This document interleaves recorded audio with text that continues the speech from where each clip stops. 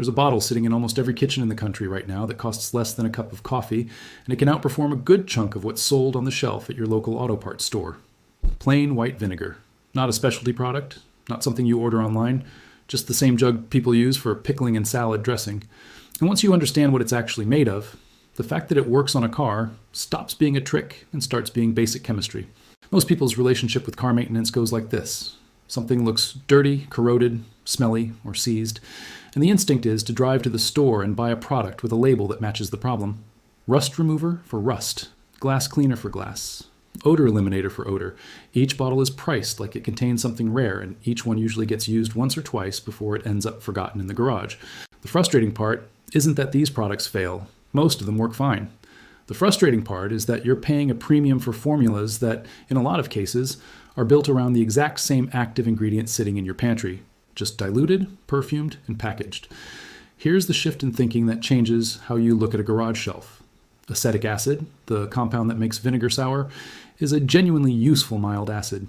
It dissolves certain minerals, breaks down certain oils, and reacts with rust in a specific, well-documented way.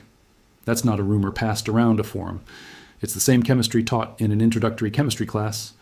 The reason it isn't marketed to you directly for these uses has less to do with secrecy and more to do with how commercial products get made and sold. A company that sells you a $2 solution once has a much harder business model than one that sells you a $25 bottle every few months. That's not a conspiracy, it's just how retail works. Vinegar's use as a household cleaner and preservative goes back thousands of years, long before anyone had a word for acetic acid.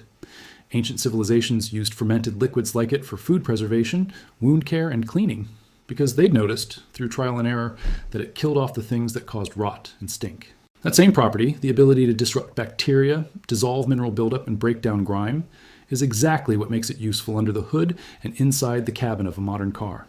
The tool hasn't changed. Only what people expect to pay for it has. The science underneath all of this is simple enough to explain in one breath. Rust is iron that has bonded with oxygen. When acetic acid touches rust, it reacts with that iron oxide and converts it into iron acetate, a compound that dissolves in water and rinses cleanly away, leaving solid steel behind. On mineral deposits, like hard water spots or road salt, the acid does something similar. It breaks the mineral bond so the residue lifts instead of clinging. And on bacteria and mold, the low pH environment vinegar creates is simply inhospitable, so odor-causing organisms die off rather than just getting masked by a fragrance. None of this requires a lab coat to understand. It's the same reason vinegar cuts through a limescale kettle or deodorizes a stinky sponge, just applied to a different set of surfaces. If you talk to people who've worked on cars for decades, especially the ones who learned before every shop had a wall of specialty sprays, vinegar usually comes up as something they reach for out of habit rather than novelty.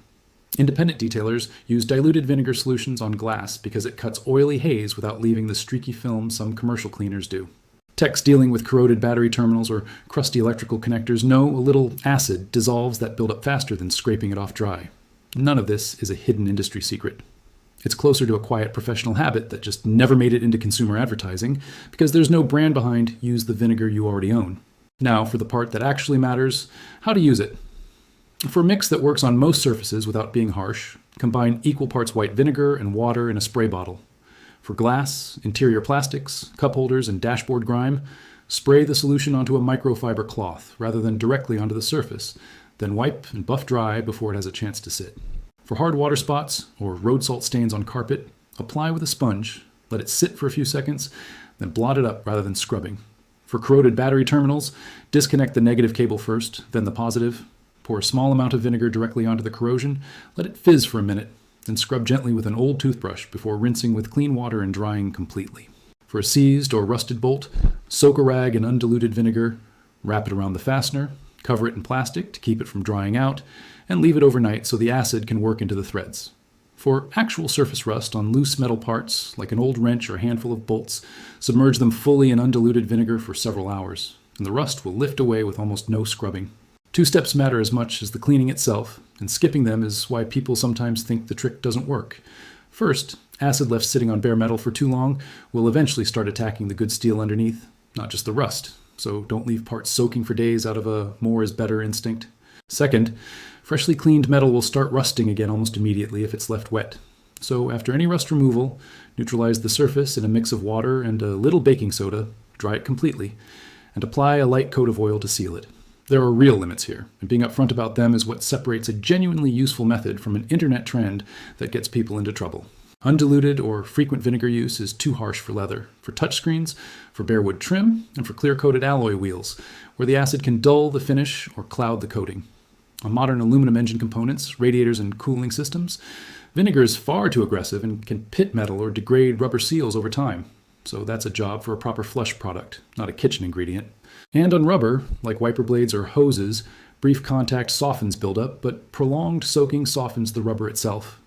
Used with those boundaries in mind, though, it's a remarkably capable, low-risk tool for the dozens of small jobs that would otherwise mean a drawer full of single-purpose sprays. What this really comes down to is a bigger habit worth carrying into everything else you maintain, in a garage or otherwise. Somewhere along the way, a lot of us got trained to believe that solving a problem well requires buying something specialized for it. Sometimes that's true, but a surprising number of the products lining store shelves are just a familiar, well-understood chemical reaction, repackaged and marked up. Knowing the chemistry behind a problem instead of just the brand name attached to its solution is what actually saves you money and keeps you from being talked into things you don't need. That's the real trick, not the vinegar. The habit of asking what's actually happening before you reach for your wallet. This has been Hidden Fix Lab.